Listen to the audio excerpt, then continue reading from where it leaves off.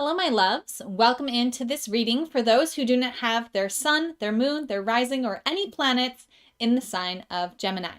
If you have not already watched the introduction to this reading and you want to learn more about the Gemini energy and archetype and what we're doing in these readings, you can find that linked in the description and popping up on YouTube. So let's talk a little bit about the background category that I've created for these readings.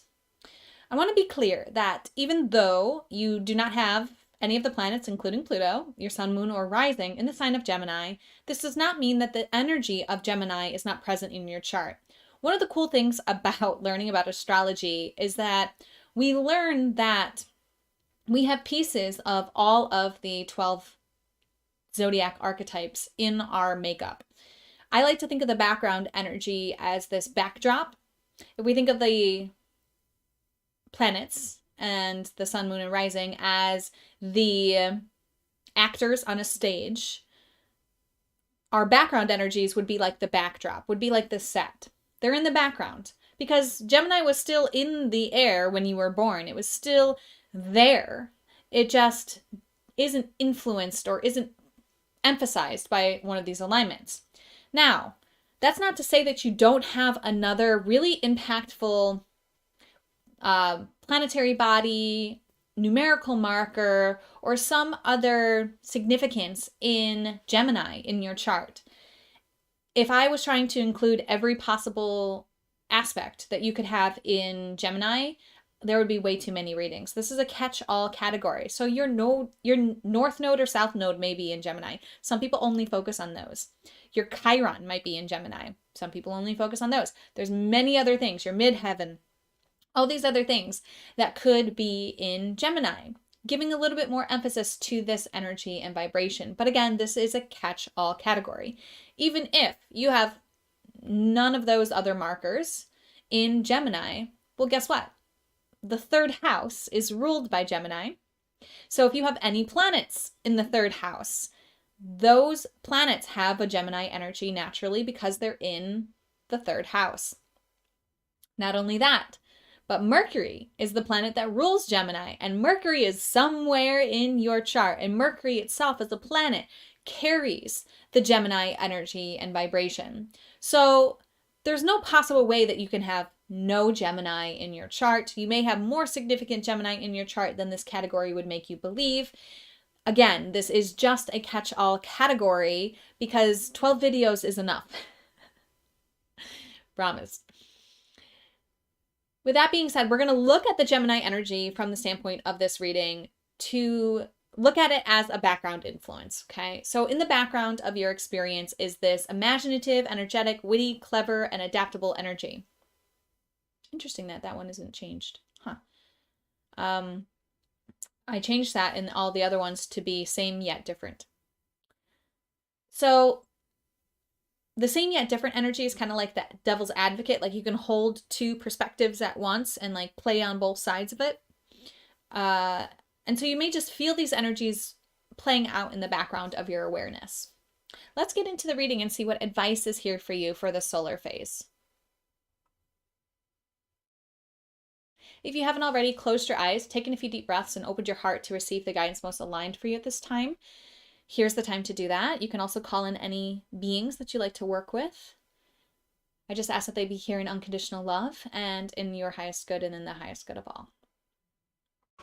Remember that our intention is to see what we're reflecting upon in the mirror. So we're reflecting upon what's going on in the background of our awareness and our experience. And we're going to see what we're seeing in the mirror when we take a look.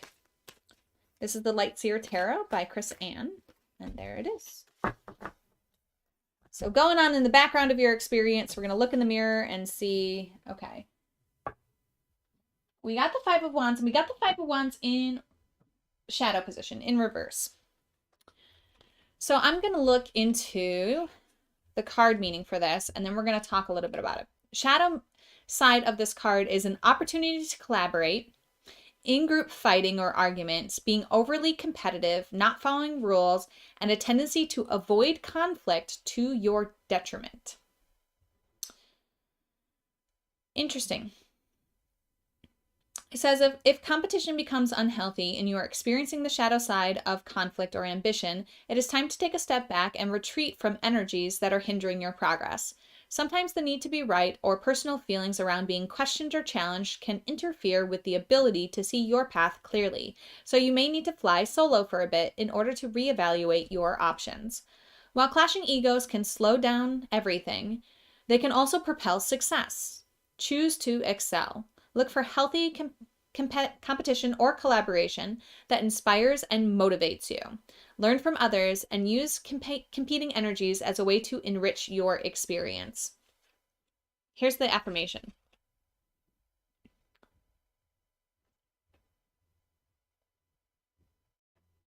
I'm just trying to get into focus. There we go. Pause the video if you want to write it down.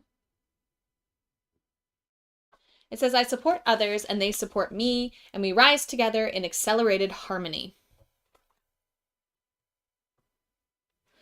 So it feels like there's some sort of energy of competition going around in the background of your vibration, your experience of things. It's not like, in this position, I would say it's not apparent. It's not in your face. It's not like huge conflict like that you have to deal with. It's like this underlying, undermining energy of competition that is really kind of getting in the way of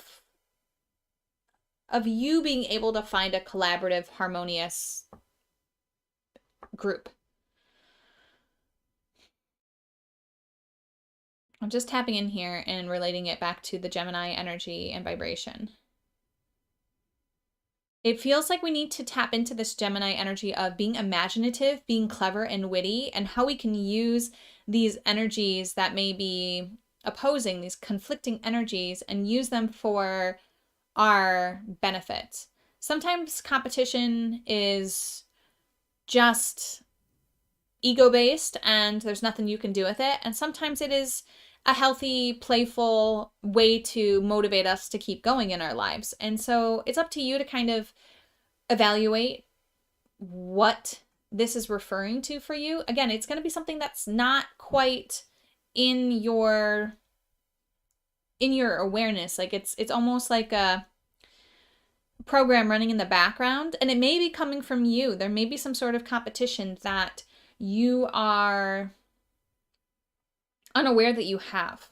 So something that I've been realizing about myself lately is that I compete for attention in ways that are, ugly. And they come from my childhood, and they come from a feeling in my childhood like I needed to compete with others to get love and get attention and feel worthy. And so that has been running underneath my awareness my whole life, and I've just started becoming aware of it. So it feels kind of the same thing for you. I will invite you into the moon readings. I've been talking about what's called the human condition. It talks about competition and collaboration, and it really helps us to understand our human nature in a way different way. Humans did not develop, humans broke away from competitive relating 12 million years ago in our development. It's a new scientific discovery that's been found to prove that. And then 2 million years ago, competition came back into the forefront because our intellect, not our instincts, started to run the show, and they needed to learn. And so competition kind of arose as a way of learning what works and what doesn't. Definitely hard to explain it in the 2 minutes that I just took to explain it. So I invite you into the moon readings that I've done. And if you feel called to watch the interview that solves the human condition and saves the world, if I can remember, I'll link it in here. If not, just search on YouTube for that title. You'll find it. It's got a lot of yellow. And it'll help you understand this competition, the competition within yourself. The competition for validation and for attention is strong within us, especially if as children we didn't get the love and nurturing that we expected and that we deserved, and none of us did. So we're all competing in some way. and it feels like it is undermining your groups. And so the Gemini reflection just wants to show this to you.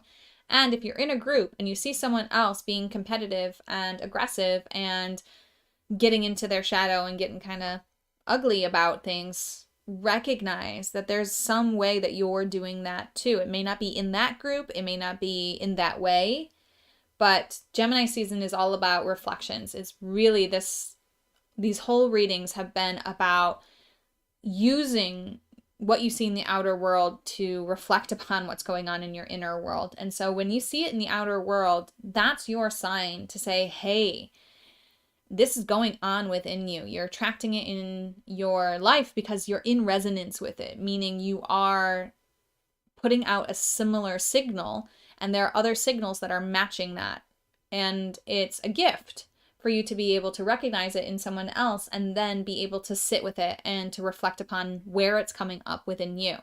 You might be experiencing that in a group, in a group that you have at work, and the person's getting real ugly and nasty or whatever, and you're not doing that in that group at all. But then you look at how you've been with your family lately, and the similar energy is there, right? Or vice versa. So just be open to seeing the reflection, and when you see the reflection, instead of blaming that person and telling that person they're wrong and they need to be less competitive, it's an invitation for you to look at yourself and ask, why am I competitive? Why do I feel the need to compete for attention? Why don't I feel worthy enough as it is when I come into this group? Why am I giving my power over to this group to validate me? Why don't I already have this sense of self-worth? And it comes back to our childhood, and then it comes back to giving it to ourselves, to having an internal voice that is so loving, so supportive, so cooperative and collaborating with ourselves that we get to experience that happening in our outer world as well. I hope that makes sense. Let me know if you have questions. Let me know how it resonates. And as always, namaste. The universal light within me salutes and honors the universal light within you. Namaste.